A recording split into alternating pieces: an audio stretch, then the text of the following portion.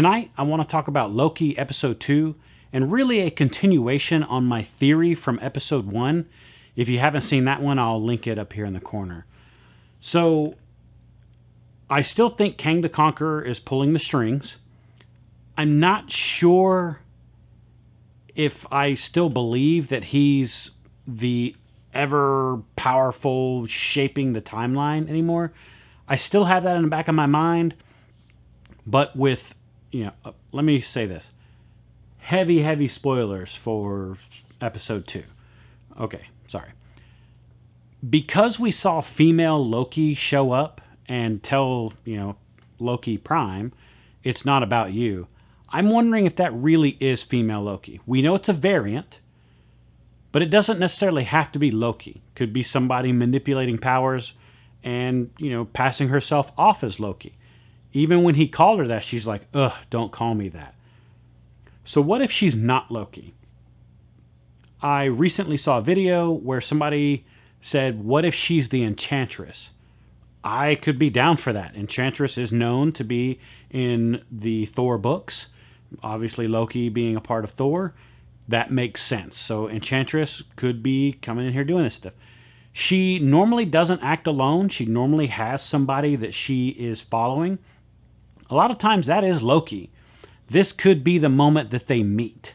And then she ends up becoming kind of his right-hand woman, right? Right now, she could be Kang's right-hand woman. And then later ends up falling in love with Loki and then joins him. We're still not sure how it's going to play out, but that kind of follows the closest to where I see things going. We only have 4 episodes left of Loki. I think there's only 6 episodes. So a lot of story to tell still, depending on how much story they do want to tell. Because we know that Kang the Conqueror is going to be in Ant-Man and the Wasp: Quantumania. But that movie's not scheduled to come out until like 2023. So, that's a long way away for Kang. There's rumors he's going to appear in Loki. But as to what end, I'm not sure.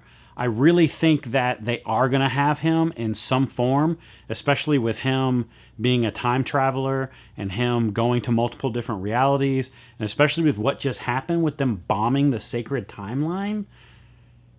What if that is planned by Kang in order to form the Council of Kangs? Because that's what he does. He ends up forming this Council of Kangs. In order to get a Council of Kangs, he needs a multiverse. And so maybe this is a rogue Kang going against another Kang. I know it tends to get a little confusing at times, but Marvel does a really good job of kind of putting everything in a nice ribbon and making it easy for us to consume. So I can only assume that that's what they're doing. They're laying the groundwork now, and we'll end up getting to it.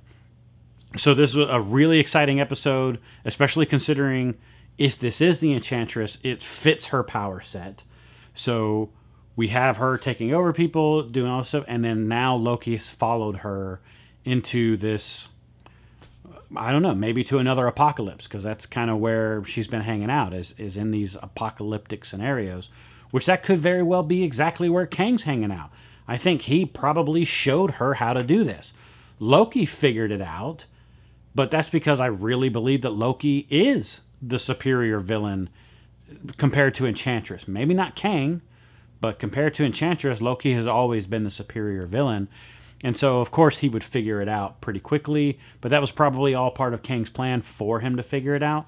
So I believe that Kang is fighting some other form of Kang, or, another theory is that Kang is simply trying to take over the Time Variance Authority. Maybe the TVA was created, and it's just a MacGuffin throwing us off the trail. What if it was created like they said, and Kang is just here to disrupt it? I still think he is heavily involved. One of the things that just leads me back to him being part of the TVA and him being that middle figure from the first video is when Mobius and Loki are in the elevator and they're riding down, the camera is kind of panning down and it just holds on that statue. that's got to mean something. It held for really no reason.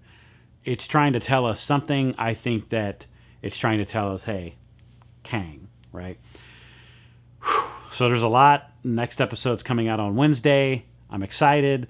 I'm thinking about just waking up at 3 a.m., watching it, because this is a really good show. On par with WandaVision, just how excited I was to watch that show every week that it came out. This one obviously condensed because there's only 6 episodes.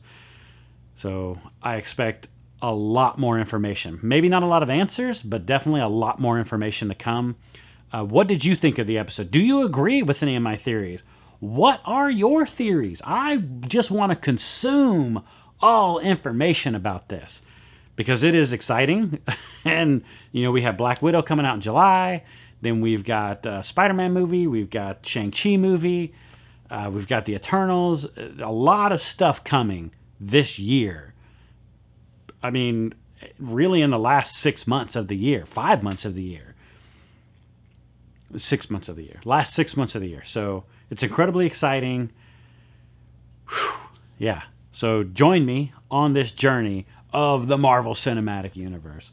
But definitely let me know in the comments if you're excited for all these movies, if you're just excited for Loki. Have you seen all the other stuff? Have you seen WandaVision? Have you seen Falcon and Winter Soldier? Are you caught up on all the movies? Oof. Let me know, and I will see you next time.